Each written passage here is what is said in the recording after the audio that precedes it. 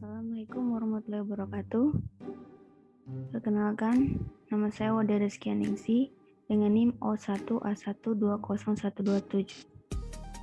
Di sini saya akan menjelaskan tentang metabolisme karbohidrat.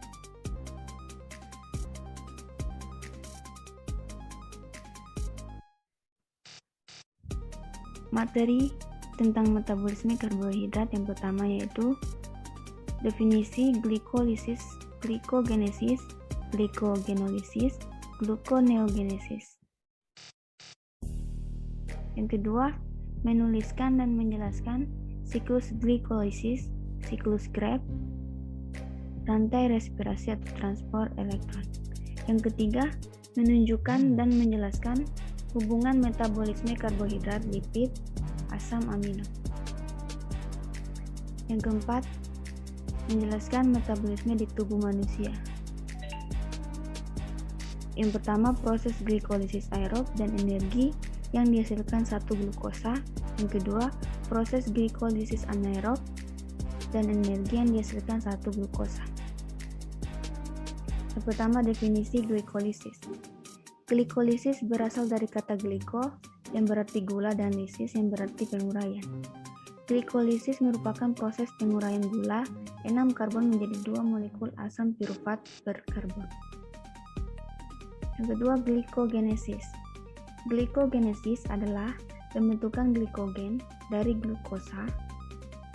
Peningkatan kadar glukosa dalam darah yang terjadi, misalnya beberapa saat setelah makan, menyebabkan pankreas mensekresikan hormon insulin yang menstimulasi penyimpanan glukosa dalam bentuk glikogen di dalam hati dan otot. Yang ketiga, glikogenolysis. Glikogenolysis merupakan proses pemecahan molekul glikogen menjadi glukosa. Apabila tubuh dalam keadaan lapar dan tidak ada asupan makanan, maka kadar glukosa dalam darah akan menurun. Glukosa diperoleh dengan memecah glikogen menjadi glukosa yang kemudian digunakan untuk memproduksi energi. Yang keempat yaitu gluconeogenesis. Gluconeogenesis adalah proses sintesis atau pembuatan glukosa dari senyawa non-karbohidrat di dalam tubuh. Proses ini terjadi ketika kadar glukosa tidak tersedia, sehingga tubuh mengubah asam amino atau gliserol menjadi glukosa untuk kemudian digunakan sebagai energi bagi tubuh. Materi kedua yaitu menuliskan dan menjelaskan siklus glikolisis. Glikolisis adalah rangkaian reaksi kimia penguraian glukosa yang memiliki 6 atom C menjadi asam pirufat, senyawa yang memiliki 3 atom C, 3 atom C, NADH, dan ATP. NADH atau nikotinamida adenina dinukleotida hidrogen adalah koenzim yang mengikat elektron H, sehingga disebut sumber elektron berenergi tinggi. Yang kedua yaitu siklus Krebs. Siklus Krebs merupakan tahap kedua dari tahapan respirasi sel yang diawali dengan proses glikolisis. Glikolisis adalah pemecahan glukosa menjadi asam pirufat dan fosforilasi oksidatif. Kemudian akan menghasilkan 2 ATP dan 2 NADH yang disebut juga dengan istilah adenotrifosfat. Setelah itu, asam pirufat diproses untuk memasuki tahap siklus Krebs.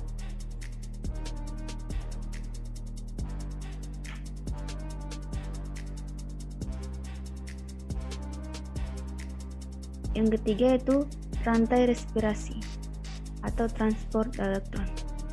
Transport elektron adalah proses terakhir dari respirasi aerob, di mana akan dihasilkan ATP dari NADH dan FADH2 kali hasil dari glikolisis, dekarboksilasi oksidatif, dan siklus Krebs.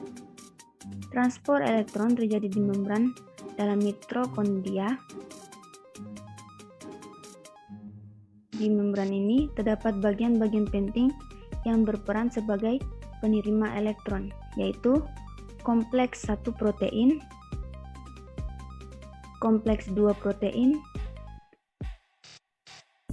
kompleks protein 3, kompleks protein 4, ubiquinon, dan sitokrom C.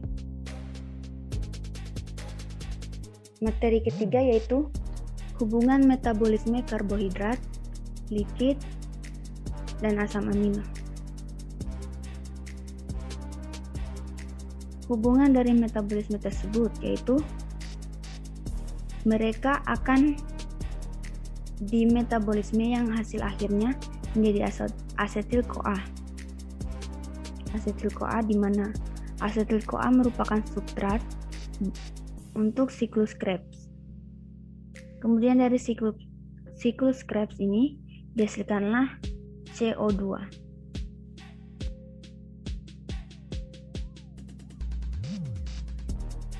Materi keempat yaitu metabolisme di tubuh manusia. Yang pertama, proses glikolisis aerob dan energi yang dihasilkan satu glukosa. Glikolisis merupakan tahap pertama respirasi aerob yang terjadi dalam sitoplasma atau sitosol. Pada tahap ini, molekul glukosa akan diuraikan menjadi senyawa yang lebih sederhana.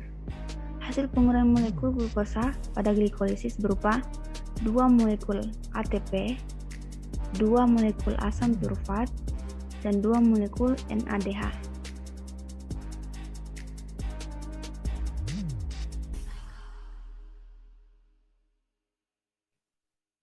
Proses glikolisis anaerob dan energi yang dihasilkan satu glukosa.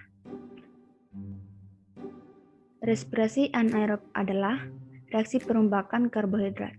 Dalam hal ini, glukosa yang dilakuin buat menghasilkan energi tanpa menggunakan oksigen. Beda halnya dengan respirasi aerob. Respirasi aerob menggunakan oksigen. Respirasi aerob ini tergolong ke katabolisme karbohidrat karena dia memecah dan menyederhanakan glukosa. Proses yang terjadi pada respirasi aerob hanya glikolisis dan transport elektron saja. Selain itu, jumlah ATP atau energi yang dihasilkan juga lebih sedikit. Jika respirasi aerob satu molekul glukosa bisa menghasilkan 36 ATP bersih, respirasi anaerob hanya bisa menghasilkan 2 ATP saja. Oke, sekian materi dari saya. Wabillahi taufiq wal hidayah. Wassalamualaikum warahmatullahi wabarakatuh.